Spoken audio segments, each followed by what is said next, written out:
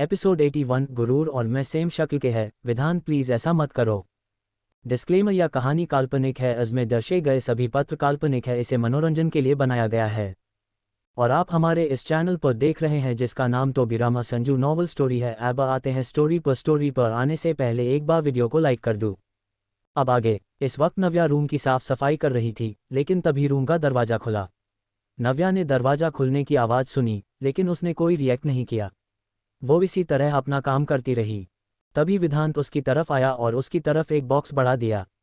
ये देखकर नव्या ने ना समझी में कहा, ये क्या है विधांत? इसके जवाब में विधांत ने कहा, तुम मेरे लिए इतना कुछ करती हो तो मैंने सोचा क्यों ना आज मैं तुम्हारी फेवरेट चॉकलेट लेकर आऊं। ये सुनते ही नव्या ने उस चॉकलेट बॉक्स को देखा तो वाकई वो उसकी फेवरेट चॉकलेट थी। उसने हैरानी के साथ कहा, लेकिन तुम्हें कैसे पता कि ये मेरी फेवरेट है? तभी विधांत ने उसे अपनी तरफ घुमाया और उसकी आंखों में घूरते हुए बोला, तुम्हें पता है ना कि मैं विधांत वालिया हूँ। मुझसे कोई भी बात छुप नहीं सकती तुम्हारी। मुझे अच्छे से पता है तुम्हें क्या पसंद है और क्या नापसंद। इसलिए मैं तुम्हारे लिए ये लेकर आया हूँ, तुम इसे खा लो। ये कहकर उसने उसके हाथ से वो डस्टिंग गैजेट ले लिया और उसके हाथ में चॉकलेट दे दी। नव्या को समझ नहीं आ रहा था कि आखिर अचानक से विधांत ऐसा क्यों कर रहा था।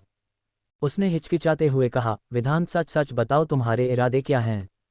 तुम जरूर इसके बदले कुछ ना कुछ करना चाहते हो ना? ये सुनते ही विधांत के भाव बदल गए। उसने गुस्से के साथ कहा, अगर मुझे तुम्हारे साथ कुछ करना होता तो मैं पहले ही कर चुका होता और मुझे चॉकलेट देने के बहाने से कुछ करने की जरूरत भी नहीं है, क्योंकि तुम मेरी बीवी हो और मैं जब मर्जी चाहूँ तब तुम्हारे साथ सब कुछ कर सकता हूँ। इसलिए अब ज़्यादा मत सोचो और इसे चुपचाप खा लो। ये सब कहकर वो वहाँ से बाहर जाने लगा। वहीं नव्या काफ़ी ज़्यादा हैरान थी। वो अभी भी उस चॉकलेट के बॉक्स को ही देखे जा रही थी। उसने मन ही मन कहा, ये विधांत को आज क्या हो गया? इसने मुझे चॉकलेट क्यों दी है? कहीं इसके पीछे इसकी कोई चाल तो नहीं है? क्योंकि ये बहुत शातिर है, मैं इसके ऊपर इतनी आसानी से यकीन नहीं कर सकती। लेकिन ये मेरी फेवरेट चॉकलेट है और मैंने इतने वक्त से ऐसा कुछ भी नहीं खाया, इसलिए मुझे ये खाने का दिल कर रहा है। ये कहकर उसने ना चाहते हुए भी चॉकलेट बॉक्स से एक चॉकलेट का पीस निकाल लिया और उसे खाने लगी। विधांत जो गेट के पास रुका था, उसे चॉकलेट खाते देख उसके चेहरे पर एक गहरी मुस्कुराहट आ गई और फिर तभी उसका फ़ोन रिंग हुआ। फ़ोन रिंग करने से नव्या भी चौंक गई और गेट की तरफ देखने लगी। विधांत ने कॉल पिक किया और बोला, ये इस छोटी मॉम कैसी हैं आप? उधर से सुष्मिता जी की आवाज़ आई, मैं बिल्कुल ठीक हूँ। तुम कैसे हो और तुम्हारी बिजनेस ट्रिप कब खत्म होगी? मैं कब से तुम्हारा इंतजार कर रही हूँ। तुमने कहा था कि तुम जब एब्रॉड से पढ़ाई करके वापस आओगे तो तुम यहाँ से दूर कहीं नहीं जाओगे, लेकिन अब तुम फिर से यहाँ से चले गए। तुम्हें पता है ना मैं तुम्हें कितना मिस करती हूँ। तभी इसके जवाब में विधांत ने एक नज़र नव्या को घूरा और फिर शैतानी मुस्कुराहट के साथ बोला, छोटी मॉम मैं कल मैसूर आने वाला हूँ और आप सबके लिए एक सरप्राइज लाने वाला हूँ। आप सब तैयार रहिएगा इस सरप्राइज के लिए। इसी के साथ विधांत ने कॉल कट कर दिया। वहीं नव्या, जिसने अभी चॉकलेट अपने मुंह में रखी ही थी, विधांत की ये बात सुनकर उसका चेहरा पीला पड़ गया। नव्या हैरानी के साथ विधांत को देखने लगी। उसे कुछ भी समझ नहीं आ रहा था और उसने ना समझी में कहा, विधान तुम कहाँ जाने की बात कर रहे हो? तभी विधान उसकी तरफ बढ़ते हुए बोला, हम दोनों ही यहाँ से जाने वाले हैं। ये सुनकर नव्या को बेचैनी होने लगी। पता नहीं क्यों पर उसे ऐसा लगा जैसे वो जो नहीं चाहती थी वो होने वाला है, इसलिए वो तुरंत घबराते हुए बोली, तुम ये क्या कह रहे हो? हम कहाँ जाने वाले हैं? देखो मुझे तुम्हारी बात बिल्कुल भी समझ नहीं आ रही, इसलिए तुम साफ साफ बताओ। तभी विधान उसके सामने आया और उसे कंधे से पकड़ते हुए बोला, तुम मेरे साथ वापस मैसूर जा रही हो, अपने असली ससुराल। असली ससुराल का नाम सुनते ही नव्या के पैरों तले जमीन खिसक गई। दूसरे पल वो शॉक्ड होकर बोली, क्या? ये क्या बकवास कर रहे हो तुम? ऐसा कुछ भी नहीं होगा, मैं कभी भी वहां नहीं जाऊंगी, जबकि हमारी तो शादी शादी कहलाने लायक नहीं है। तो कौन सा मेरा असली ससुराल? ये सुनते ही विधान ने गुस्से के साथ उसके बालों को पकड़ा और बोला, तुम्हारी हिम्मत कैसे हुई ये कहने की कि हमारी शादी शादी नहीं है? क्या तुम भूल गई मैंने तुम्हारी मांग में सिंदूर भरा था, तुम्हारे गले में मंगलसूत्र पहनाया था? ये कहकर वो गुस्से से उसकी मांग में सिंदूर और गले में मंगलसूत्र को देखने लगा। तभी नव्या ने कहा, विधान मुझे पता है कि तुमने मुझसे शादी की, मैं तुम्हारी बीवी हूँ, लेकिन तुम भूलो मत तुमने मुझसे ज़बरदस्ती शादी की है और ये शादी कोई शादी नहीं है। इसलिए प्लीज़ मेरा कोई ससुराल नहीं और मुझे वहाँ ले जाने के बारे में सोचना भी मत। ये कहकर उसने तुरंत विधान को खुद से दूर धक्का देना चाहा, लेकिन विधान ने उसे कमर से पकड़कर गुस्से के साथ कहा, तुम मेरे साथ मैसूर जाओगी और वहीं बहू के तौर पर रहोगी। मैं तुम्हें दुनिया वालों के सामने अपनाना चाहता हूँ और सबसे बताना चाहता हूँ कि तुम मेरी बीवी हो। नव्या को बाहर जाने में कोई प्रॉब्लम नहीं थी क्योंकि जैसे वो यहाँ रहती थी वैसे वो वहाँ भी रह सकती थी। लेकिन सबसे बड़ी प्रॉब्लम उसके लिए ये थी कि उसकी शक्ल बिल्कुल गुरूर के जैसी थी और अगर वो दोनों एक ही साथ एक ही घर में आए तो पता नहीं क्या होने वाला था। इसलिए वो बहुत ज़्यादा परेशान थी। वो परेशान होकर बोली, विधान तुम्हें अच्छे से पता है कि मैं और गुरूर दोनों एक जैसे दिखते हैं, क्या इसलिए तुम ऐसा कर रहे हो? ये सुनकर विधान कुछ सेकंड तक रुका और फिर उसकी आंखों में एक शैतानी चमक आ गई और उसने नव्या को ध्यान से देखते हुए कहा, तुमने बिल्कुल ठीक समझा। मैं इसीलिए तुमको वहां पर ले जाना चाहता हूं जिससे तुम दोनों आमने सामने आओ और एक दूसरे को देखो। तब तुम्हें पता चलेगा कि तुमने उन सबसे किस तरह झूठ बोला था और उसका क्या अंजाम होगा। अब तुम मेरे साथ चलोगी? ये सुनकर नव्या ने परेशान होते हुए कहा, प्लीज़ विधान ऐसा मत करो, मैं तुम्हारे आगे हाथ जोड़ती हूँ, मुझे वहां मत लेकर जाओ। ऑलरेडी मेरी वजह से मिस्टर विद्युत और गुरूर में बहुत मिसअंडरस्टैंडिंग हुई हैं, इससे बहुत प्रॉब्लम हो सकती है, प्लीज़ मेरी बात मान जाओ। लेकिन विधान उसकी कोई बात सुनने के लिए तैयार ही नहीं था। उसने गुस्से से उसके लगेज को बाहर निकाला और उसमें खुद उसके कपड़े पैक करते हुए बोला, मुझे तुम्हारी ना नहीं सुननी, तुम्हें वहां जाना ही होगा। ये कहकर वो उसके कपड़े पैक करने लगा और वहीं नव्या ये सब कुछ देखकर परेशान होकर बोली, विधान एक बार और सोच लो, तुम्हें पता है ना कि वहां जाने से कितनी बड़ी प्रॉब्लम हो सकती है। मैं और गुरूर बिल्कुल एक तरह दिखते हैं और हम दोनों आमने सामने रहेंगे और एक ही साथ एक ही घर में रहेंगे तो पता नहीं हर रोज कौन सा तमाशा होगा। प्लीज़ मेरी बात मानो, मुझे वहां मत लेकर चलो। तुम यहाँ जो कुछ भी कहोगे मैं वो सब कुछ करूँगी, मैं तुम्हारी हर एक बात मानने के लिए तैयार हूँ, लेकिन प्लीज़ मुझे वहां मत लेकर जाओ, प्लीज़ विधान। ये कहकर वो आगे बढ़ी, लेकिन तभी विधान गुस्से से आगे बढ़ा और बोला, मैंने पहले ही तुमसे कह दिया कि तुम मेरे साथ आज शाम को जा रही हो तो जा रही हो, इसके अलावा मैं कोई भी बहस नहीं करना चाहता। उसके बाद उसने लगेज को बंद कर दिया और वहां से बाहर निकल गया। इधर दूसरी तरफ सुष्मिता जी का जब कॉल कट हुआ तो उन्होंने नासमझी में कहा, विधान कौन से सरप्राइज की बात कर रहा है, वो क्या लेकर आने वाला है अपने साथ? तभी पीछे से आवाज आई, ये आप क्या कह रही हैं छोटी माँ, विधान किसे अपने साथ लेकर आने वाला है? इसके जवाब में सुष्मिता जी पीछे मुड़ी तो वैदेही नासमझी में खड़ी थी। वैदेही को देखकर सुष्मिता जी ने भी नासमझी में कहा, मुझे नहीं पता विधान किस सरप्राइज की बात कर रहा था, लेकिन उसे मुझसे कहा कि वो एक सरप्राइज लेकर आने वाला है जिसके लिए मैं तैयारी कर लूँ।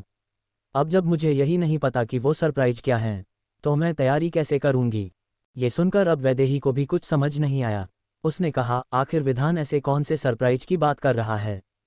तभी सुष्मिता जी ने कहा, बेटा मुझे तुमसे कुछ बात करनी थी, क्या तुम्हारे पास थोड़ा वक्त होगा? ये सुनकर वैदेही ने मुस्कुराकर कहा, छोटी माँ बताए ना, मेरे पास आपके लिए वक्त ही वक्त है।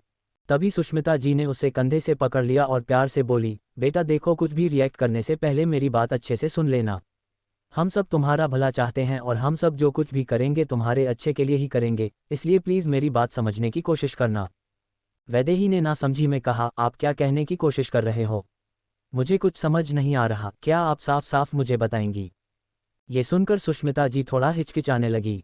उन्हें समझ नहीं आ रहा था कि वो किस तरह से वैदेही से उसकी शादी की बात करें, क्योंकि वो इतने सालों से वैदेही को अपने साथ रख रही थी और अब जब वो उसकी शादी की बात उससे करने वाली थी तो उन्हें बहुत बुरा भी लग रहा था, क्योंकि उन्हें भी पता था कि वैदेही विद्युत को बचपन से चाहती थी, लेकिन चाहकर भी विद्युत उसका नहीं हो सकता था। इसलिए सुष्मिता जी ने अपने आप को अच्छे से समझाया और गहरी सांस लेकर वैदेही से बोली, बेटा तुम्हें लड़के वाले देखने आएंगे और तुम्हें भी लड़के से मिलने जाना होगा। वो तुम्हारे दादाजी के बहुत अच्छे दोस्त का पोता है, वो तुम्हारा बहुत ख्याल रखेगा और हम चाहते हैं कि तुम उससे शादी कर लो। जैसे ही वैदेही ने ये सुना उसके पैरों तले जमीन खिसक गई। Subscribe to Tobirama Sanju novel story episode 82, एक रात मेरे पास दूसरी रात उसके पास जाना। अब आगे, ये कहकर वो आगे बढ़ी, लेकिन तभी विधान गुस्से से आगे बढ़ा और बोला, मैंने पहले ही तुमसे कह दिया कि तुम मेरे साथ आज शाम को जा रही हो तो जा रही हो, इसके अलावा मैं कोई भी बहस नहीं करना चाहता। उसके बाद उसने लगेज को बंद कर दिया और वहां से बाहर निकल गया। इधर दूसरी तरफ सुष्मिता जी का जब कॉल कट हुआ तो उन्होंने नासमझी में कहा, विधान कौन से सरप्राइज की बात कर रहा है, वो क्या लेकर आने वाला है अपने साथ? तभी पीछे से आवाज आई, ये आप क्या कह रही हैं छोटी माँ, विधान किसे अपने साथ लेकर आने वाला है? इसके जवाब में सुष्मिता जी पीछे मुड़ी तो वैदेही नासमझी में खड़ी थी। वैदेही को देखकर सुष्मिता जी ने भी नासमझी में कहा, मुझे नहीं पता विधान किस सरप्राइज की बात कर रहा था, लेकिन उसे मुझसे कहा कि वो एक सरप्राइज लेकर आने वाला है जिसके लिए मैं तैयारी कर लूँ। अब जब मुझे यही नहीं पता कि वो सरप्राइज क्या है तो मैं तैयारी कैसे करूँगी? ये सुनकर अब वैदेही को भी कुछ समझ नहीं आया। उसने कहा, आखिर विधान ऐसे कौन से सरप्राइज की बात कर रहा है? तभी सुष्मिता जी ने कहा, बेटा मुझे तुमसे कुछ बात करनी थी। क्या तुम्हारे पास थोड़ा वक्त होगा? ये सुनकर वैदेही ने मुस्कुराकर कहा, छोटी माँ बताए ना, मेरे पास आपके लिए वक्त ही वक्त है। तभी सुष्मिता जी ने उसे कंधे से पकड़ लिया और प्यार से बोली, बेटा देखो, कुछ भी रिएक्ट करने से पहले मेरी बात अच्छे से सुन लेना। हम सब तुम्हारा भला चाहते हैं और हम सब जो कुछ भी करेंगे तुम्हारे अच्छे के लिए ही करेंगे, इसलिए प्लीज़ मेरी बात समझने की कोशिश करना। वैदेही ने नासमझी में कहा, आप क्या कहने की कोशिश कर रहे हो? मुझे कुछ समझ नहीं आ रहा, क्या आप साफ साफ मुझे बताएंगी? ये सुनकर सुष्मिता जी थोड़ा हिचकिचाने लगी। उन्हें समझ नहीं आ रहा था कि वो किस तरह से वैदेही से उसकी शादी की बात करें, क्योंकि वो इतने सालों से वैदेही को अपने साथ रख रही थी और अब जब वो उसकी शादी की बात उससे करने वाली थी तो उन्हें बहुत बुरा भी लग रहा था, क्योंकि उन्हें भी पता था कि वैदेही विद्युत को बचपन से चाहती थी, लेकिन चाहकर भी विद्युत उसका नहीं हो सकता था। इसलिए सुष्मिता जी ने अपने आप को अच्छे से समझाया और गहरी सांस लेकर वैदेही से बोली, बेटा तुम्हें लड़के वाले देखने आएंगे और तुम्हें भी लड़के से मिलने जाना होगा। वो तुम्हारे दादाजी के बहुत अच्छे दोस्त का पोता है, वो तुम्हारा बहुत ख्याल रखेगा और हम चाहते हैं कि तुम उससे शादी कर लो। जैसे ही वैदेही ने ये सुना उसके पैरों तले जमीन खिसक गई। वैदेही ने जैसे ही सुष्मिता जी की ये बात सुनी उसके पैरों तले जमीन खिसक गई और वो शॉक्ड होकर सुष्मिता जी को देखते हुए बोली, छोटी माँ आप ये क्या कह रही है? आप होश में तो है? इसके जवाब में सुष्मिता जी ने मुस्कुराकर कहा, हाँ मैं पूरे होशो हवास में तुमसे ये बात कह रही हूँ। मैंने कुछ वक्त पहले ही इसके बारे में तुम्हारे दादाजी से बात कर ली थी। जैसा कि तुम्हारे परिवार में कोई नहीं है सिवाय हमारे, तो हमारा फर्ज बनता है कि हम तुम्हारी अच्छे से देखभाल करें और तुम्हें एक अच्छी ज़िंदगी दें। और तुम कब तक इस तरह से अपनी ज़िंदगी बिताओगी? तुम्हें कभी ना कभी तो ज़िंदगी में आगे बढ़ना ही होगा बेटा। मुझे पता है कि तुम विद्युत को चाहती हो, लेकिन तुम ये भी तो देख सकती हो कि विद्युत और गुरूर एक हो चुके हैं और तुम्हारे चाहने ना चाहने से कुछ भी नहीं होगा। इसलिए मेरी बात मानो और चुपचाप शादी कर लो। तभी वैदेही गुस्से से चिल्लाते हुए बोली, नहीं करनी मुझे कोई शादी। मैंने पहले ही कहा था कि अगर मुझे विद्युत नहीं मिलेगा तो मैं किसी की नहीं हो सकती, पर इसका मतलब ये नहीं कि आप सब मेरे साथ ऐसा करेंगे। मैं ये शादी नहीं करूंगी, मुझे सिर्फ और सिर्फ विद्युत से प्यार है और मैं सिर्फ विद्युत से शादी करूंगी।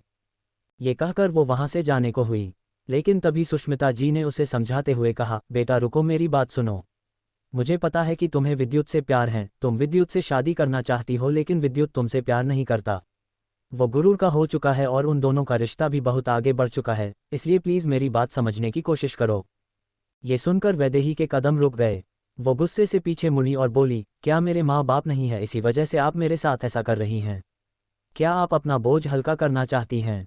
ये सुनते ही सुष्मिता जी हैरान हो गई और हैरान होकर बोली, क्या ये तुम क्या कह रही हो? और तुम ऐसा सोच भी कैसे सकती हो? तुम्हें पता भी है बचपन से लेकर आज तक हमने तुम्हें पाला है और हम तुमसे बिल्कुल अपने बच्चों की तरह प्यार करते हैं, तो तुम ऐसा कैसे कह सकती हो कि हम अपना बोझ तुम पर से हल्का करेंगे? ऐसा कभी नहीं होगा। तुम प्लीज़ मुझे गलत मत समझो, मैं तुम्हारे अच्छे के लिए ये सब कुछ सोच रही हूँ।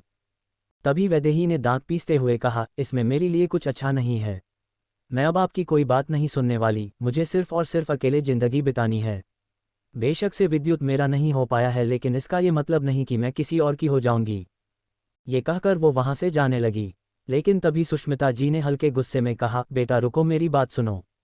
तुम इस तरह से नहीं जा सकती जब तक कि तुम मुझे जवाब नहीं दे देती। हम जो भी कर रहे हैं तुम्हारे अच्छे के लिए कर रहे हैं, तुम्हें उससे शादी करनी होगी। तुम कब तक इस तरह से विद्युत की याद में इस घर में रहोगी? तुम्हें अपने घर जाना चाहिए। ये सुनते ही वैदेही फिर से रुक गई और वो गुस्से से मुड़ते हुए बोली, तो आप सब साफ साफ क्यों नहीं कहते कि मैं आपके लिए बोझ बन चुकी हूँ?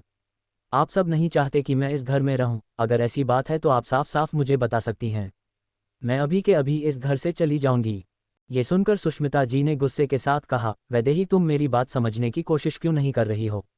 ऐसी बात नहीं है, तुम मेरे लिए बोझ नहीं हो, बल्कि मैं तो इसलिए ऐसी बातें कर रही थी ताकि तुम हमेशा के लिए खुश रहो। तभी वैदेही ने दांत पीसते हुए कहा, अगर आप मुझे खुश देखना चाहती है तो मुझे सिर्फ और सिर्फ विद्युत के पास रहने दीजिए, क्योंकि मैं विद्युत के पास ही खुश रह सकती हूँ।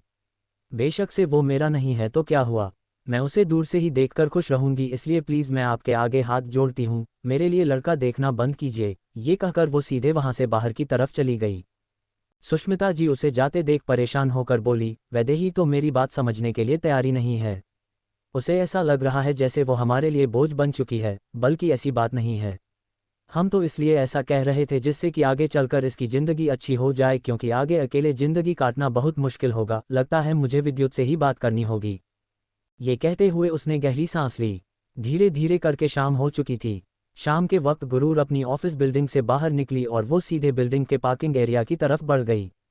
वो पार्किंग एरिया के पास आए और वो कार की तरफ जाने लगी। लेकिन तभी इस वक्त पीछे से आरव ने उसे रोकते हुए कहा, क्या तुमने मेरे प्रपोजल के बारे में कुछ सोचा? इस आवाज़ को सुनकर गुरूर के कदम अपनी जगह रुक गए। वो गुस्से से पीछे मुड़ी और बोली, तुम फिर से मुझे परेशान करने आ गए। मैंने तुमसे पहले ही कहा था कि मुझे इसके बारे में कुछ नहीं सोचना, इसलिए प्लीज़ मुझसे दूर रहो तो बेहतर होगा। ये कहकर वो जाने लगी। लेकिन तभी आरव उसके पास आते हुए बोला, कब तक इस तरह से मुझसे दूर भागोगी? आखिर तुम क्यों ऐसा कर रही हो?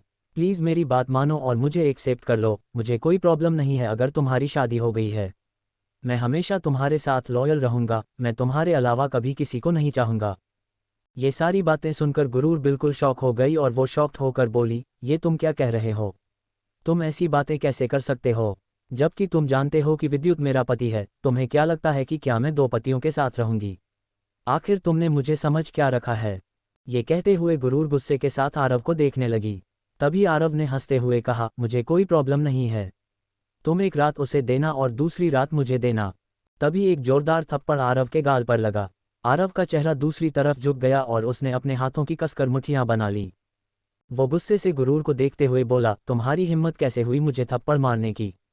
इसके जवाब में गुरूर ने दांत पीसते हुए कहा, तुम्हें क्या मैं कोई गिरी हुई लड़की लगती हूं जो इस तरह के काम करूंगी? तुम्हें क्या लगता है कि तुम मेरे साथ कुछ भी करोगे और मैं तुम्हारी बकवास बस सहती रहूंगी? अगर तुम्हें ऐसा लगता है तो मैं तुम्हारी गलतफहमी दूर कर देती हूँ। मैं सिर्फ और सिर्फ विद्युत से प्यार करती हूँ और मैं विद्युत के अलावा और किसी की नहीं हो सकती, समझे तुम? और अब मुझसे दूर रहना। ये कहते हुए उसने गुस्से के साथ आरव को जोर से धक्का दिया और सीधे अपनी कार की तरफ चली गई। इधर दूसरी तरफ अब तक रात हो चली थी। गुरूर की कार कुछ ही देर में पैलेस के बाहर थी। गुरूर कार से बाहर निकली और वो सीधे अंदर की तरफ बढ़ गई। वो जब अंदर पहुंची तो सोफे पर सुष्मिता जी उसे परेशान हालत में बैठी हुई दिखाई दी। सुष्मिता जी को परेशान देखकर गुरूर को कुछ समझ नहीं आया। उसने कहा, क्या हुआ छोटी माँ, आप इस तरह से परेशान क्यों है? क्या सब कुछ ठीक है?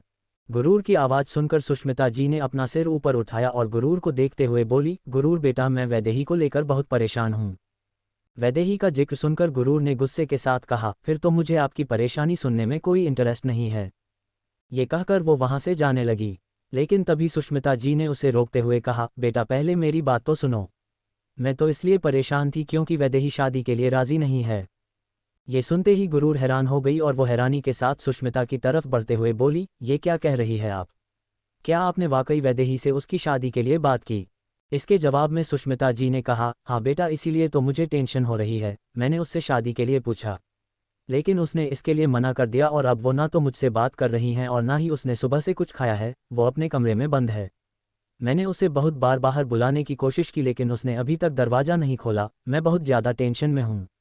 मुझे लग रहा है शायद मैंने उससे शादी की बात करके बहुत बड़ी गलती कर दी। ये सुनते ही दूसरे ही पल गुरूर ने खुशी के साथ कहा, आपने गलती नहीं बल्कि बहुत अच्छी बात कही है। आपने तो मेरे दिल की बात सच कर दी। मैं बहुत वक्त से ऐसा चाहती थी, लेकिन फाइनली आपने इसके लिए सोचा और अब फाइनली वैदेही की शादी होगी। उसकी इस खुशी को देखकर सुष्मिता जी को कुछ समझ नहीं आया और वो ना समझी में बोली, बेटा अभी वैदेही ने शादी के लिए हाँ नहीं की है।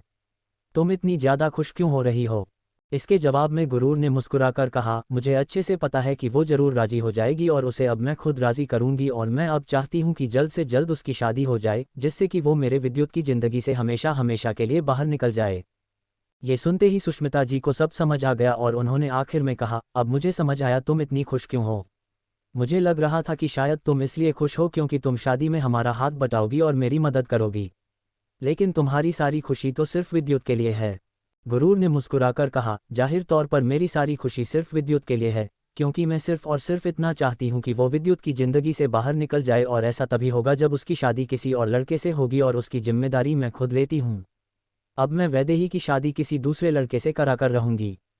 गुरूर की ये सारी बातें सुनकर आखिर में सुष्मिता जी ने कहा, अच्छी बात है बेटा, मैं तुमसे यही उम्मीद रखती हूँ। जिसके बाद गुरूर मुस्कुराते हुए वहाँ से चली गई। उसे जाते देख सुष्मिता जी ने कहा, उम्मीद करती हूँ सब कुछ अच्छा हो, क्योंकि जिस तरह से ये सब कुछ चल रहा है मुझे बहुत घबराहट हो रही है।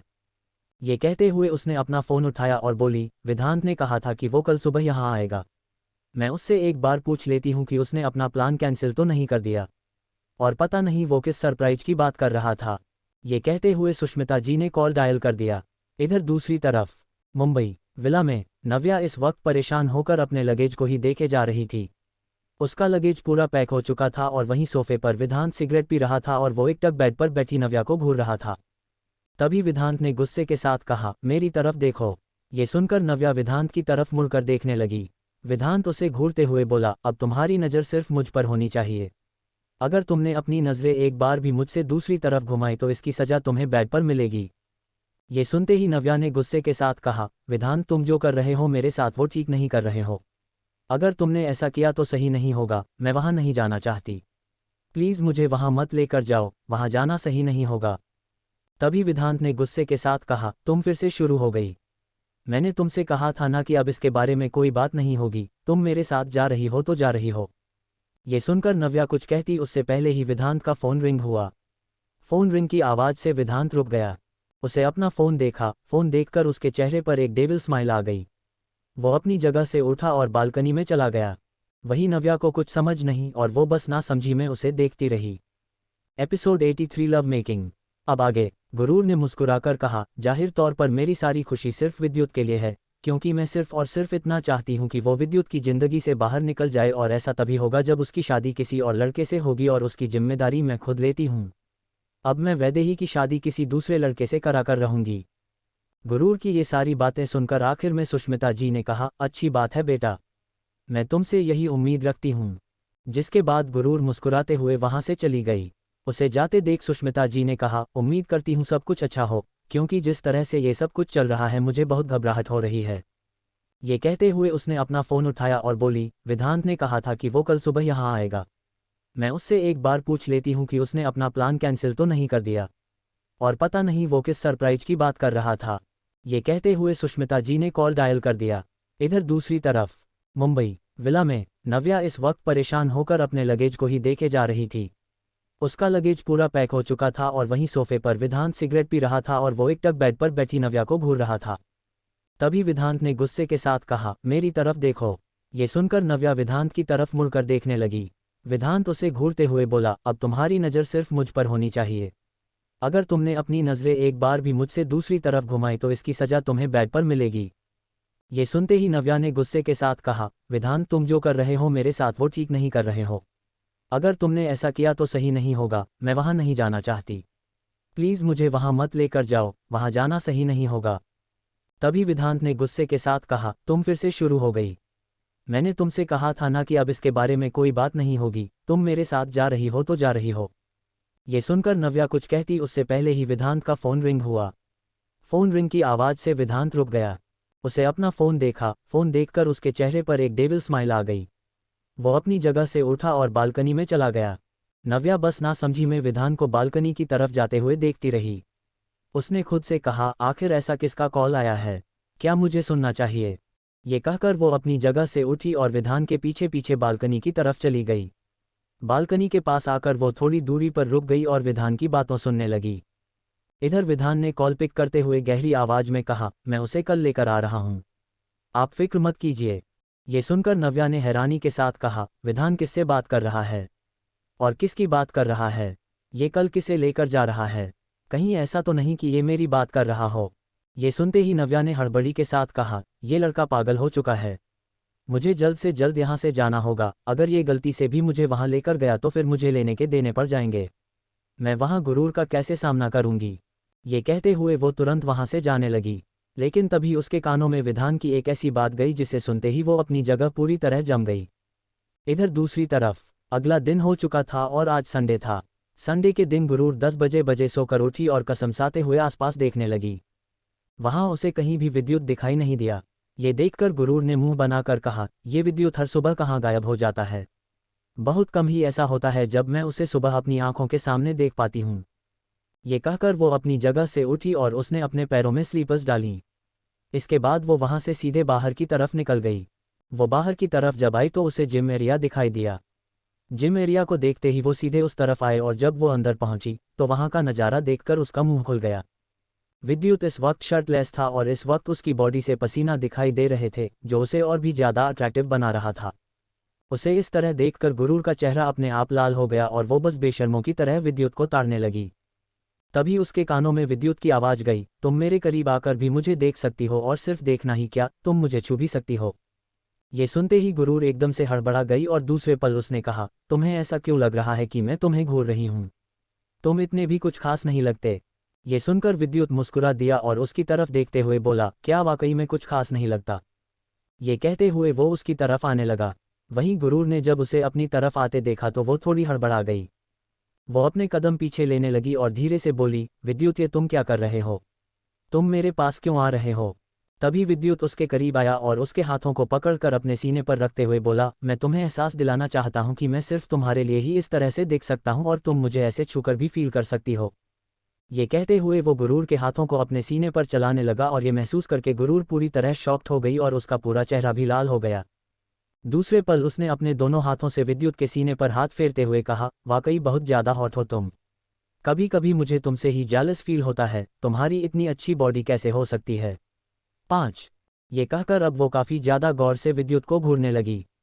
तभी विद्युत ने टेढ़ी स्माइल के साथ कहा, मेरी ये बॉडी सिर्फ और सिर्फ तुम्हारे लिए है।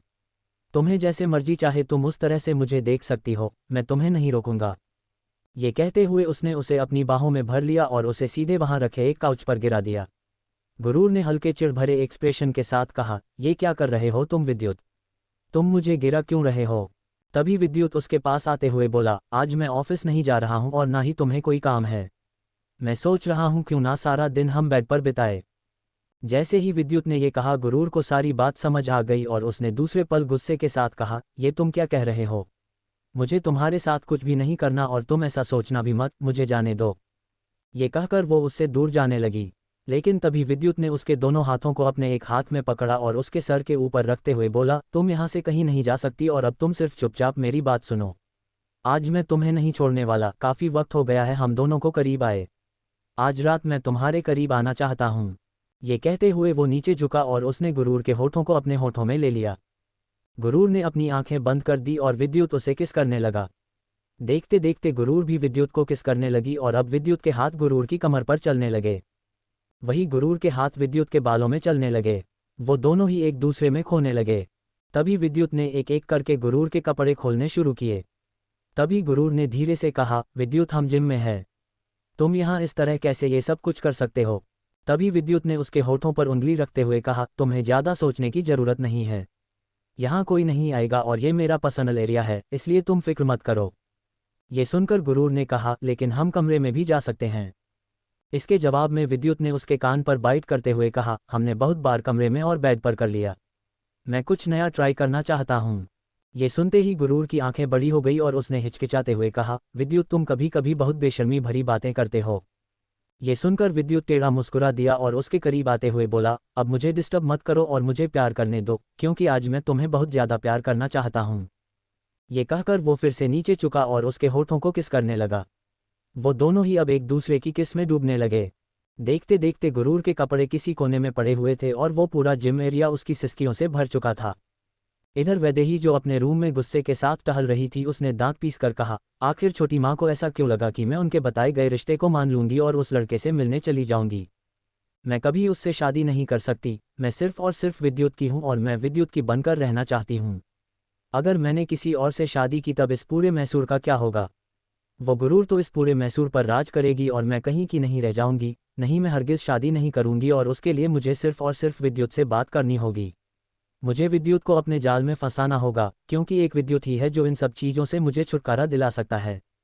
ये कहकर वो गुस्से के साथ अपने कमरे से बाहर निकली और सीधे विद्युत के रूम की तरफ बढ़ गई। लेकिन जब वो विद्युत के रूम में पहुंची, उसने दरवाज़ा खटखटाया तो दरवाज़ा अपने आप खुलने लगा। जब दरवाज़ा खुला तो उसने अंदर की तरफ झांकते हुए कहा, विद्युत क्या तुम अंदर हो? क्या मैं अंदर आ सकती हूँ? लेकिन जब वो अंदर की तरफ देखने लगी तो वहाँ उसे कोई दिखाई नहीं दिया। ये देखकर वैदेही ने नासमझी में कहा, ये विद्युत कहाँ चला गया? आज तो संडे है, आज तो ये ऑफिस नहीं जाएगा, तो फिर ये कहाँ चला गया सुबह सुबह? कल से मैं इससे मिल नहीं पाई हूँ और अब अगर मैंने आज बात नहीं की तो प्रॉब्लम हो जाएगी। ये कहते हुए वो आसपास देखने लगी लेकिन उसे विद्युत कहीं दिखाई नहीं दिया। तब उसने कुछ सोचते हुए कहा, शायद विद्युत इस वक्त अपने जिम एरिया में होगा क्योंकि ये उसके जिम करने का वक्त होता है। ये कहते हुए वो सीधे जिम एरिया की तरफ बढ़ गई। जैसे ही वो जिम एरिया की तरफ आई वहां से आ रही सिसकियों की आवाज़ सुनकर वो बिल्कुल शॉक्ड हो गई और उसकी आंखें हैरानी के साथ फैल गई। उसने तुरंत जिम एरिया की तरफ देखा और बोली, ये आवाज़, ये तो। जैसे ही उसने ये सब कुछ सोचा उसके हाथों की मुट्ठियां कसकर बंद हो गई। उसने दांत पीस कर कहा, विद्युत मेरे साथ ऐसा क्यों कर रहे हो? तुम्हें पता है कि मैं बचपन से तुम्हें चाहती हूँ, तो फिर तुम मेरी नज़रों के सामने उस गुरूर के इतने करीब क्यों जा रहे हो? मुझे इतनी तकलीफ हो रही है, तुम ठीक नहीं कर रहे हो विद्युत। मुझे कुछ ना कुछ तो करना होगा और उस गुरूर को तुम्हारी जिंदगी से भेजना होगा, क्योंकि जब तक ये तुम्हारी जिंदगी में रहेगी तब तक मैं तुम्हारी जिंदगी में नहीं आ सकती। ये कहते हुए वैदेही गुस्से के साथ वहां से बाहर निकल गई। इधर दूसरी तरफ सुष्मिता जी और नीलेश जी इस वक्त सोफे पर बैठे हुए थे। तभी नीलेश जी ने सुष्मिता को देखते हुए कहा, तुमने तो कहा था कि आज विधान वापस आने वाला है, लेकिन वो अभी तक वापस नहीं आया। कहीं उसने तुमसे झूठ तो नहीं बोला? ये सुनकर सुष्मिता जी ने कहा, नहीं, उसने मुझसे झूठ नहीं बोला, बल्कि उसने कहा कि वो मेरे लिए एक सरप्राइज लेकर आने वाला है। मुझे यकीन है कि वो कुछ ही देर में आ जाएगा। ये सुनकर नीलेश जी ने कहा, कैसा सरप्राइज?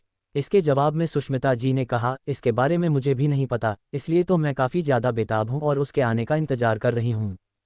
ये कहते हुए वो गेट की तरफ देखने लगी। तभी नीलेश जी अपनी जगह से उठते हुए बोले, मुझे नहीं लगता कि वो लड़का कभी सुधरेगा। मुझे तो ऐसा लगता है कि अब हमें उसकी शादी करवा देनी चाहिए, क्योंकि एक बार अगर उसकी शादी हो जाएगी तो वो जरूर सुधर जाएगा और जो हमेशा अपने मन की करता रहता है वो भी नहीं करेगा। ये सारी बातें सुनकर सुष्मिता जी ने कहा, फिलहाल के लिए तो हमें सिर्फ वैदेही की शादी के बारे में सोचना चाहिए, क्योंकि कल मैंने वैदेही से जब शादी के बारे में बात की तो वो काफ़ी ज़्यादा नाराज हो गई और वो शायद इसके लिए राजी भी नहीं है। अब मुझे समझ नहीं आ रहा कि मैं कैसे उसे हैंडल करूं। ये सुनते ही नीलेश जी ने हैरानी के साथ कहा, मतलब तुमने वैदेही से शादी के बारे में बात कर ली? इसके जवाब में सुष्मिता जी ने अपना सर हाँ में हिला दिया, जिसे देखकर नीलेश जी ने कहा, मुझे पता ही था कि वो कभी इसके लिए राजी नहीं होगी, लेकिन तुम फिक्र मत करो, मैं ज़रूर उससे बात करूंगा और वो इस चीज़ के लिए राजी हो जाएगी। लेकिन फिलहाल के लिए तुम्हें विधान के बारे में कुछ सोचना होगा। विधान बहुत अड़ियल लड़का है, वो कभी अपने आगे किसी की नहीं सुनता, इसलिए तुम्हें उसकी शादी के बारे में सोचना चाहिए। ये सुनकर सुष्मिता जी ने कहा, आप ठीक कह रहे हैं, मुझे उसकी शादी के बारे में भी सोचना चाहिए और मैंने अपनी एक सहेली की बेटी को भी देखा है, वो बहुत ज़्यादा खूबसूरत है। मुझे लगता है कि अगर विधान और उसकी शादी हो गई तब बहुत अच्छा रहेगा। ये सुनकर नीलेश जी ने कहा, कौन है वो लड़की? उसके माँ बाप के साथ उसे यहाँ घर बुलाओ, मैं उससे मिलना चाहूँगा। ये सुनकर सुष्मिता जी ने कहा, पिताजी अभी के लिए तो वो इंडिया में नहीं है, लेकिन उन्होंने कहा है कि वो कुछ ही वक्त में इंडिया वापस आ जाएंगे, तब मैं ज़रूर उन्हें आपसे मिलने के लिए बुलाऊंगी। ये सुनकर नीलेश जी ने मुस्कुराते हुए अपना सिर हिला दिया और अपनी जगह से उठकर जाते हुए बोले, अगर विधान आ जाए तो हमें ज़रूर बताना, मैं भी उसकी शादी की बात करूंगा। अभी उन्होंने ये कहा ही था कि तभी गेट से एक भारी आवाज़ आई, मैं दो बार शादी नहीं कर सकता, ऑलरेडी एक बार मेरी शादी हो चुकी है और मैं अपने शादी के रिश्ते में बहुत खुश हूँ। जैसे ही सब ने ये बात सुनी सब शॉक्ड हो गए और तुरंत पीछे की तरफ देखने लगे। Subscribe to Tobirama Sanju novel story episode 84, तुम मुझे झेल नहीं पाओगी। अब आगे। ये सुनकर सुष्मिता जी ने कहा, नहीं, उसने मुझसे झूठ नहीं बोला, बल्कि उसने कहा कि वो मेरे लिए एक सरप्राइज लेकर आने वाला है। मुझे यकीन है कि वो कुछ ही देर में आ जाएगा। ये सुनकर नीलेश जी ने कहा, कैसा सरप्राइज? इसके जवाब में सुष्मिता जी ने कहा, इसके बारे में मुझे भी नहीं पता, इसलिए तो मैं काफ़ी ज़्यादा बेताब हूँ और उसके आने का इंतजार कर रही हूँ। ये कहते हुए वो गेट की तरफ देखने लगी। तभी नीलेश जी अपनी जगह से उठते हुए बोले, मुझे नहीं लगता कि वो लड़का कभी सुधरेगा। मुझे तो ऐसा लगता है कि अब हमें उसकी शादी करवा देनी चाहिए, क्योंकि एक बार अगर उसकी शादी हो जाएगी तो वो ज़रूर सुधर जाएगा और जो हमेशा अपने मन की करता रहता है वो भी नहीं करेगा। ये सारी बातें सुनकर सुष्मिता जी ने कहा, फिलहाल के लिए तो हमें सिर्फ वैदेही की शादी के बारे में सोचना चाहिए, क्योंकि कल मैंने वैदेही से जब शादी के बारे में बात की तो वो काफ़ी ज़्यादा नाराज हो गई और वो शायद इसके लिए राजी भी नहीं है। अब मुझे समझ नहीं आ रहा कि मैं कैसे उसे हैंडल करूं। ये सुनते ही नीलेश जी ने हैरानी के साथ कहा, मतलब तुमने वैदेही से शादी के बारे में बात कर ली? इसके जवाब में सुष्मिता जी ने अपना सर हाँ में हिला दिया, जिसे देखकर नीलेश जी ने कहा, मुझे पता ही था कि वो कभी इसके लिए राजी नहीं होगी, लेकिन तुम फिक्र मत करो, मैं ज़रूर उससे बात करूंगा और वो इस चीज़ के लिए राजी हो जाएगी। लेकिन फिलहाल के लिए तुम्हें विधान के बारे में कुछ सोचना होगा। विधान बहुत अड़ियल लड़का है, वो कभी अपने आगे किसी की नहीं सुनता, इसलिए तुम्हें उसकी शादी के बारे में सोचना चाहिए। ये सुनकर सुष्मिता जी ने कहा, आप ठीक कह रहे हैं, मुझे उसकी शादी के बारे में भी सोचना चाहिए और मैंने अपनी एक सहेली की बेटी को भी देखा है, वो बहुत ज़्यादा खूबसूरत है। मुझे लगता है कि अगर विधान और उसकी शादी हो गई तब बहुत अच्छा रहेगा। ये सुनकर नीलेश जी ने कहा, कौन है वो लड़की? उसके माँ बाप के साथ उसे यहाँ घर बुलाओ, मैं उससे मिलना चाहूँगा। ये सुनकर सुष्मिता जी ने कहा, पिताजी अभी के लिए तो वो इंडिया में नहीं है, लेकिन उन्होंने कहा है कि वो कुछ ही वक्त में इंडिया वापस आ जाएंगे, तब मैं जरूर उन्हें आपसे मिलने के लिए बुलाऊंगी। ये सुनकर नीलेश जी ने मुस्कुराते हुए अपना सिर हिला दिया और अपनी जगह से उठकर जाते हुए बोले, अगर विधान आ जाए तो हमें जरूर बताना, मैं भी उसकी शादी की बात करूंगा। अभी उन्होंने ये कहा ही था कि तभी गेट से एक भारी आवाज आई, मैं दो बार शादी नहीं कर सकता। ऑलरेडी एक बार मेरी शादी हो चुकी है और मैं अपने शादी के रिश्ते में बहुत खुश हूँ। जैसे ही सब ने ये बात सुनी सब शॉक्ड हो गए और तुरंत पीछे की तरफ देखने लगे। जैसे ही सब ने वो बात सुनी सभी गेट की तरफ देखने लगी और गेट पर जैसे ही सब की नज़र गई सब एकदम से शॉक्ड हो गए और गेट पर विधांत के साथ खड़ी नव्या को हैरानी के साथ देखने लगे। इस वक्त विधांत के हाथों में नव्या का हाथ था। नव्या ने लाल कलर की साड़ी पहन रखी थी, जिसके साथ उसने मांग में सिंदूर भर रखा था और गले में मंगलसूत्र डाल रखा था। वो काफ़ी ज़्यादा खूबसूरत नजर आ रही थी और वो इस वक्त हुबहू गुरूर की तरह दिख रही थी, इसलिए वहाँ मौजूद सभी बहुत ज़्यादा शॉक थे। तभी सुष्मिता जी ने हकलाते हुए हैरानी के साथ कहा, गुरूर, ये गुरूर है ना? वहीं नीलेश जी ने भी हैरानी के साथ कहा, हाँ ये तो बिल्कुल गुरूर की तरह दिख रही है, लेकिन गुरूर ये कैसे हो सकती है? तभी विधान टेढ़ा मुस्कुराया और नव्या के हाथ को पकड़कर उसे खींचते हुए अंदर की तरफ ले जाकर उसे सबके सामने खड़ा कर दिया। नव्या ने अपना सिर नीचे झुका लिया।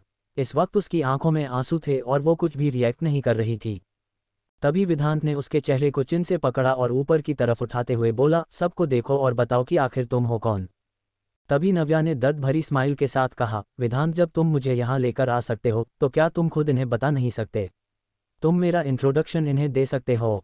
इसके जवाब में विधांत ने कहा, लेकिन मैं चाहता हूं कि तुम सभी को अपना इंट्रोडक्शन खुद दो। यहाँ सभी समझ रहे हैं कि तुम गुरूर हो, लेकिन सबको नहीं पता तुम आखिर हो कौन। ये सुनकर नव्या ने अपने हाथों की मुट्ठियां बंद कर ली।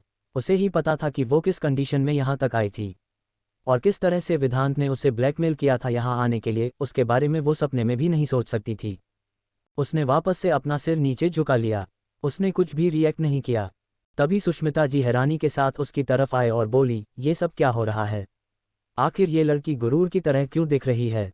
मुझे कुछ भी समझ नहीं आ रहा है। विधांत, प्लीज साफ साफ बताओ कि क्या चल रहा है यहाँ पर।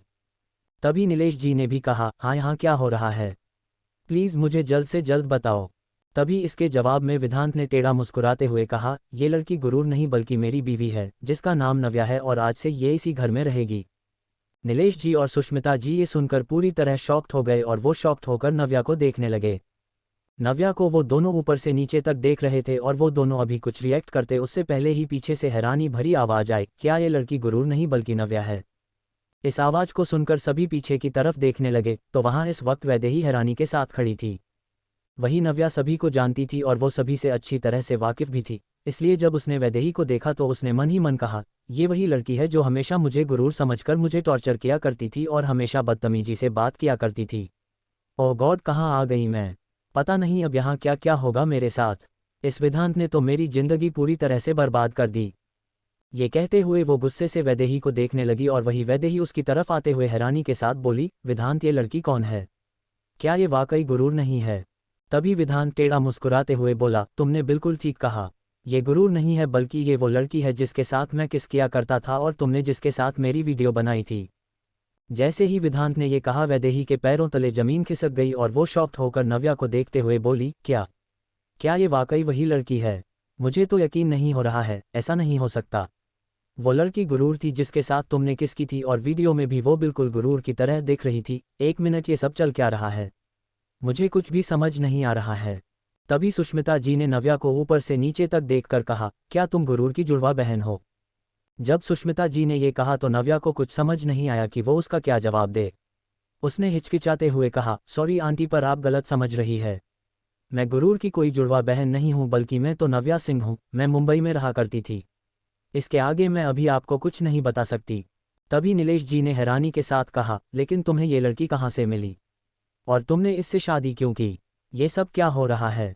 प्लीज़ मुझे साफ साफ बताओ। तभी इसके जवाब में विधांत ने गहरी सांस लेकर कहा, अभी अभी तो हम इतने लंबे सफ़र से आए हैं, हमें थोड़ी देर आराम करने दीजिए। उसके बाद मैं सबको आराम से सब कुछ बताऊंगा। ये सुनकर सुष्मिता जी ने भी फिर कुछ सोचते हुए कहा, अगर ये इस खानदान की छोटी बहू है तो मुझे कोई दिक्कत नहीं है, और तुम मुझे इसके बारे में सब कुछ बताना और ये भी बताना कि तुम दोनों ने शादी कब की। मैं तुम दोनों के रहने की तैयारी करवाती हूँ। मैंने रूम ऑलरेडी साफ करवा दिया था, लेकिन मुझे नहीं पता था कि तुम अपनी बीवी यहाँ लेकर आओगे, इसलिए मैं यहाँ पर कुछ जरूरी सामान भी इसके लिए रखवा देती हूँ। ये कहकर वो नौकरों की तरफ चली गई। वहीं नव्या ये सब सुनकर विधांत से गुस्से में बोली, विधांत अभी भी वक्त है, मुझे वापस मुंबई छोड़ दो। ये सही नहीं है। इसके जवाब में विधांत ने उसकी कमर को पकड़ते हुए कहा, अब तो तुम जिंदगी भर इसी वालिया पैलेस में रहने वाली हो, लेकिन तुम्हें तो खुश होना चाहिए। तुम मुंबई में मेरी नौकरानी बनकर रह रही थी, पर अब तुम यहाँ मेरी बीवी बनकर रहोगी। विधांत बलिया की बीवी। ये कहकर वो डेविल वे में मुस्कुराया और नव्या ये सब कुछ देखकर दांत पीसने लगी। वैदेही अभी भी सदमे में थी और वो एकटक नव्या को ही देखे जा रही थी। तभी विधांत ने नव्या के हाथ को पकड़ा और उसे खींचते हुए वहां से अंदर की तरफ लेकर जाते हुए बोला, अभी मुझे यहाँ सब के बहुत सारे सवालों के जवाब देने हैं, इसलिए चलो पहले मैं रेस्ट कर लेता हूँ, और बिना तुम्हारे मैं रेस्ट नहीं कर पाऊंगा। ये सुनकर नव्या उससे अपना हाथ छुड़ाने लगी, लेकिन विधांत उसे खींचते हुए कमरे की तरफ लेकर चला गया। इधर वैदेही अभी भी शौक थी, और फिर तभी नीलेश जी वैदेही को देखते हुए कहा, वैदेही बेटा ये सब मैं क्या सुन रहा हूँ? तुम किस वीडियो की बात कर रही हो? उनकी आवाज़ सुनकर वैदेही अपने होश में वापस आए, और होश में आते ही उसने हड़बड़ी के साथ कहा, कुछ नहीं दादाजी, आप इसे भूल जाए, मुझे एक इम्पॉर्टेंट काम है, इसलिए मुझे जाना होगा। ये कहकर वो तुरंत अपने कमरे की तरफ बढ़ गई। इधर दूसरी तरफ विद्युत के रूम में इस वक्त वॉशरूम के अंदर शॉवर चलने की आवाज़ आ रही थी, और कुछ ही देर में वॉशरूम का डोर ओपन हुआ। सबसे पहले गुरूर बाहर निकली। इस वक्त उसका चेहरा पूरा लाल था और उसने बाथरोब पहन रखा था। उसकी गर्दन और गले पर बाइट मार्क्स साफ साफ नजर आ रहे थे। वो गुस्से के साथ पीछे मुड़ी तो विद्युत टॉवल में बाहर निकलते हुए टेढ़ी स्माइल के साथ बोला, मैंने तुमसे पहले ही कहा था कि मुझे प्रोवोक मत करो। तुम मुझे जेल नहीं पाओगी, लेकिन तुमने मेरी बात नहीं सुनी। अब ये सब तो होना ही था। ये सुनकर गुरूर ने गुस्से के साथ कहा, विद्युत तुमने ये ठीक नहीं किया, तुम्हें ऐसा नहीं करना चाहिए था। तुम्हें पता भी है तुम्हारी वजह से मुझे कितना दर्द हो रहा है, अब पता नहीं मैं कैसे बाहर जा पाऊंगी। तभी विद्युत उसके करीब आया और उसके बालों को सहलाते हुए बोला, आज वैसे भी संडे है, तुम्हें ऑफिस जाने की भी जरूरत नहीं है, सारा दिन तुम घर पर रेस्ट करो। ये कहकर वो नीचे झुका और वो अभी उसके सूजे हुए होठों पर किस करता उससे पहले ही गुरूर ने उसे धक्का दिया और गुस्से से बोली, अब तुम्हें पूरे एक हफ्ते तक कोई किस नहीं मिलेगी। तुमने एक हफ्ते की सारी कसर आज ही पूरी कर ली है, इसलिए मुझसे दूर रहो। ये कहकर वो सीधे क्लोजेट की तरफ चली गई। वही विद्युत की भौहें तन गई और वो अपनी भौहें चढ़ाते हुए बोला, तुम्हें क्या लगता है मैं एक हफ्ते तक तुमसे दूर रह पाऊंगा? हरगिज नहीं। ये कहते हुए वो भी दूसरे क्लोजेट की तरफ बढ़ गया। इधर दूसरी तरफ विधांत के रूम में नव्या गुस्से से विधांत पर चिल्लाए हुए बोली, विधांत आखिर क्या हासिल हो रहा है तुम्हें ये सब कुछ करके मेरे साथ? मैं लोगों को क्या जवाब दूंगी जब उन्हें ये पता चलेगा कि इससे पहले भी मैं यहाँ पर रह चुकी हूँ, वो भी विद्युत की बीवी बनकर। वो सब क्या सोचेंगे मेरे बारे में? मैं उनकी नज़रों में कितनी घटिया लड़की बन जाऊंगी। तभी विधांत ने गुस्से से उसकी गर्दन को कसकर पकड़ते हुए बोला, यही तो मैं चाहता हूं जो तुम सती सावित्री बनने का नाटक करती हो। तुम्हारा सारा सच दुनिया के सामने आ जाए और तुम्हारे इस झूठे चेहरे से नकाब हट जाए। सबको पता चलना चाहिए कि तुम कितनी घटिया लड़की हो, जो ऑलरेडी इस खानदान में झूठी गुरूर बनकर आ चुकी हो, और तो और एक साथ एक ही रूम में मेरे भाई के बेड पर भी सो चुकी हो। पता नहीं क्या क्या हुआ होगा तुम दोनों के बीच। सच सच बताओ मुझे, क्या भाई ने तुम्हें छुआ था? क्या वो तुम्हारे करीब आए थे? क्या तुम दोनों के बीच कभी? अभी विधांत आगे कुछ भी कहता, उससे पहले ही नव्या ने उसकी कॉलर को कसकर पकड़ लिया था और वो चिल्लाते हुए बोली, बस करो विधांत, अब मैं तुम्हारी और बातें नहीं सुन सकती। ऑलरेडी तुमने बहुत गलत कर लिया मेरे साथ। अब अगर मुझ पर तुमने कोई इल्ज़ाम लगाया तो मुझसे बुरा कोई नहीं होगा। शौर्य ने भी मुझ पर इसी तरह के इल्ज़ाम लगाए थे, उसे भी मुझ पर यकीन नहीं हुआ, उसने भी मेरे कैरेक्टर पर उंगली उठाए और आखिर में मैंने उसे छोड़ दिया। तुम भी यही करोगे तो मैं भी तुम्हें छोड़कर चली जाऊंगी और तुम चाहकर भी मुझे ढूंढ नहीं पाओगे। पता नहीं क्यों, लेकिन जब नव्या ने ये कहा तो अचानक से विधांत काफ़ी खामोश हो गया और उसे खामोशी के साथ एकटक देखने लगा। इधर दूसरी तरफ कुछ ही देर में गुरूर रेडी होकर क्लोजेट से बाहर निकली। वो जब बाहर आई तो आसपास देखते हुए बोली, ये विद्युत कहाँ चला गया? ये कहते हुए वो वहाँ से बाहर निकल गई। वो जब नीचे हॉल में आई तो हॉल का नज़ारा देखकर वो एक पल के लिए हैरान हो गई और हैरानी के साथ बोली, ये यहाँ पर किस चीज़ की सजावट हो रही है और यहाँ ऐसा क्या है? अभी वो ये कह रही थी कि तभी वो अचानक से सामने से आ रही सुष्मिता जी से टकरा गई। सुष्मिता जी से टकराते ही उसने कहा, छोटी माँ ये सब क्या हो रहा है यहाँ पर? क्या आज कोई फंक्शन है? तभी इसके जवाब में सुष्मिता जी ने बड़ी सी मुस्कान के साथ कहा, तुम्हें पता भी है आज यहाँ क्या हुआ है? ये सुनकर गुरूर को कुछ समझ नहीं आया। उसने नासमझी में कहा, क्या हुआ है? मुझे नहीं पता, आप मुझे साफ साफ बताइए। तभी इसके जवाब में सुष्मिता जी ने मुस्कुराते हुए कहा, तुम अपनी आंखों से देखोगी तब तुम यकीन करोगी, क्योंकि मुझे अपनी आंखों से देखने पर भी यकीन नहीं हो रहा है कि विधांत ने शादी कर ली है और इस खानदान की छोटी बहू भी आ चुकी है। जैसे ही गुरूर ने ये बात सुनी वो पूरी तरह दंग रह गई। Subscribe to Tobirama Sanju novel story.